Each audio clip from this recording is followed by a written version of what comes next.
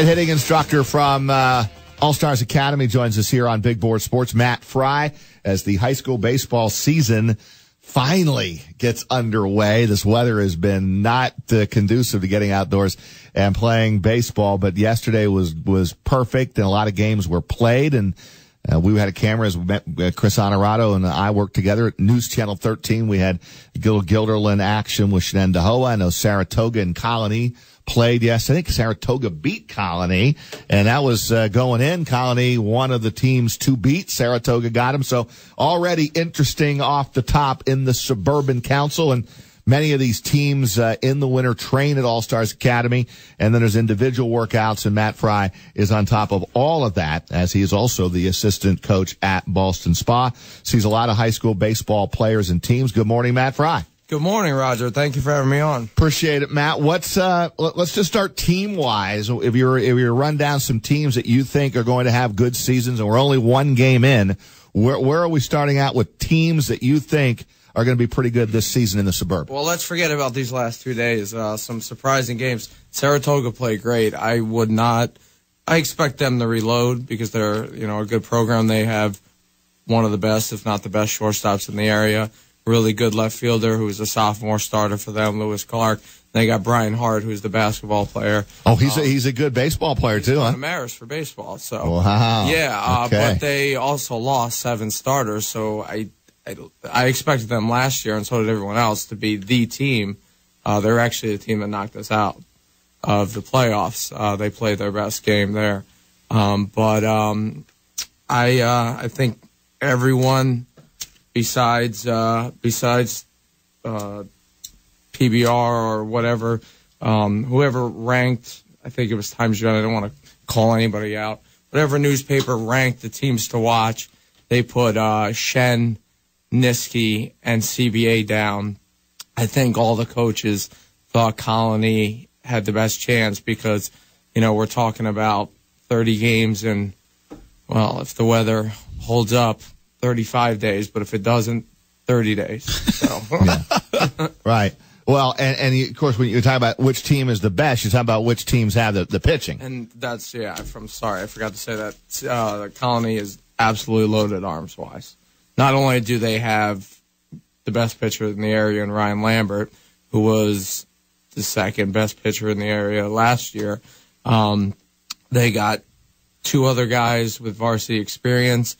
They got 2 guys from JV that's coming up, Sal Fusco, who's going to UMass Lowell, who throws very, very hard, upper 80s. They got a guy, Nathan Toms, that nobody knows about, who's, I've seen Nathan Toms play. In my opinion, is the overall best player they have. He's the hardest worker. He'll be going somewhere really big. He's probably 6'2" right now. He's their best, I think, offense and pitching. He's going to be something real special. But Ryan Lambert, Colony, in your opinion, best pitcher in the Suburban in Section 2. Yeah, he just has, there's guys that can throw. Like there's Danny Watson from Columbia, who's only a junior. He can throw almost as hard, if not as hard. He's been up there, 88, 89. But Ryan has a big league breaking ball, and that's pretty tough to see. And size-wise, as we're talking to Matt Frey, All-Stars Academy, size-wise, Matt, who are you looking at in terms of a pitcher? I mean, the knock on Ian Anderson last year was, well, he's too lean. He may not be able to put on the muscle and the weight that you need to be a big league pitcher. We're going to talk to Ian on this show tomorrow. He has proven those doubters wrong immediately, even at the low level of minor league ball. So is there a guy that you're looking at like, well, this guy, if he fills out, he could really project to the next level well? Well, you're right. There's a couple schools to start. A lot of scouts are going to want to see someone at 190 and not 235 because they know they have a higher ceiling. But I played with some guys at college that came in at 165, 6'6", 165, and came out at 6'6", 185, and just couldn't put on the weight he needed to put on. Even though that was 20 pounds, he needed to be 205. So Danny Watson's one of those guys. He comes from a good baseball background. His father, I think, played for the Diamond Dogs. Knows a lot about the game. He's a Columbia kid. Has a great coach with Coach Diedrich over there.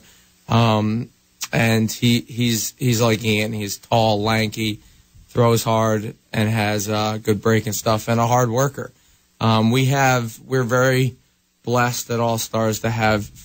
I have a whole list of names here of guys, and they're all the best players in the area that are all at All Stars 2-3 times a week, whether it's with our high school game program or working on their own.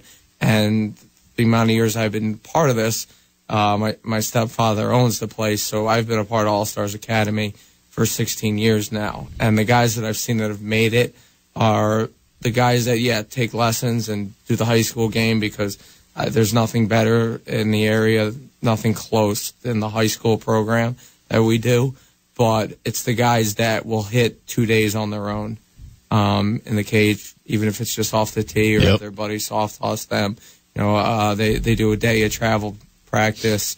They do the core performance or some sort of training program and lift on their own. It's a 6-day-a-week job now. And it's getting like that with every sport. Right. But baseball is it's very demanding if you want to make it. Yeah, especially for these guys that are playing at the next level. And we got many of those in Section 2 that are all in that minor leagues, and a couple guys are in the big league club and then trying to stay up there. Shenendahowa. They lost yesterday to Guilderland 5-1. This is Shen team with all due respect. I mean, they were terrific last year, but they lost a lot, right? They lost a lot from a year ago. Yeah, that was very lazy journalism, putting them at the top there. Not only did they lose, they have a good JV team coming up, but not your typical 20-1 JV team. I think they were 15-5, 14-6. What they do have is some offense. They have some good juniors coming up that can hit the ball for sure. They have the Perry kid. They also have Cole Hamels. They have it's Shen. They always reload, don't they? They reload, but it's not typical reload. I mean, they lost all their starters, all their starting pitching, and they lost 8 out of 9 of their starting position players. So we scrimmaged them. We weren't keeping score, but we beat them 4-1 around there. Columbia, same thing. But they're going to find their stride. They're Shen. They'll find their stride, and they'll beat some teams. I think it's going to be a coin flip. I said it all year. I said the most talent overall, just because of their arms, is Colony. Offensively is their question mark. But I think they have enough. If their arms can keep them within 2 or 3, they have enough to win 18 games. I think the best hitting team is CBA. They lost some arms, but they have a lot coming back. A lot coming back in their infield, and offensively they have a Debrino kid, Daniel Payne, who's going to Richmond, Debrino, who's going to Canisius, Nick Malello, Peter Close. They got a bunch of college players, so they're going to be tough. They actually just beat somebody pretty good, 8-0. And the most complete team, I would have said, is Columbia, but I also would have said they could have also been their worst enemy. If they bounce back after that big loss at Niski, and they come together, they could be very good, because they're one of the few teams that have a stud number 1 pitcher, a very good middle infield, a very good hitter, and a very good catcher. And right now in the Suburban Council, it's not like the last 5 years where it's been loaded with talent. Don't get me wrong, it is loaded with talent, but the last 5 years has been ridiculous.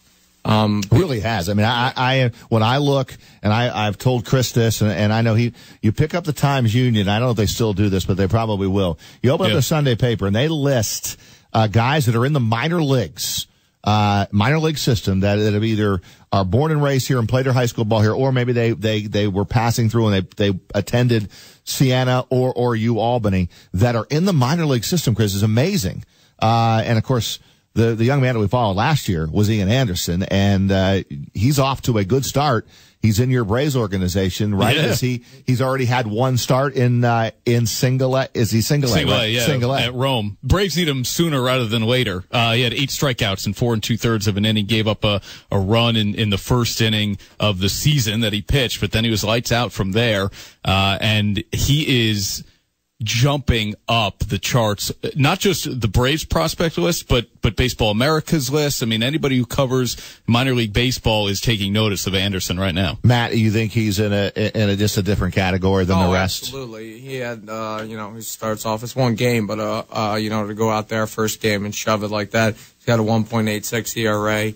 Everyone in spring training loved him. We were very lucky to have, a few guys that were a part of spring training that are in the minor leagues right now. JP Sportman, who is hitting 350 right now in Double-A. Max Tissenbaum, who actually got to catch Jeff Hoffman and work with him down in spring training, and they learned a lot. They taught each other a lot.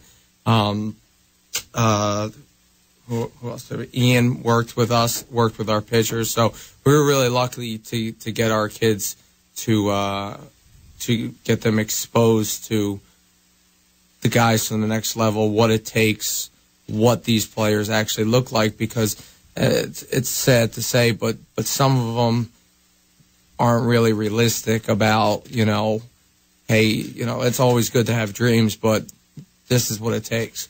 Not only, some good size and talent, but an incredible work ethic, and those guys really showed it.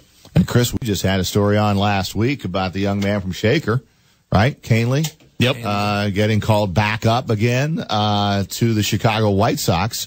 So he's on the big league club. He's been there before, and we're paying close attention to what he's doing. Hoffman's a start away from being up with Colorado again, as he's at AAA. So yeah, they're all over the place. And then when you do get up there, it's how long do they stay up? Can they stay up and last? We're talking with Matt Frey. We'll further the conversation. We're talking Section 2 high school baseball. Matt said something I'm gonna pin him down on when he said we didn't keep score. Oh. When you say, no, we'll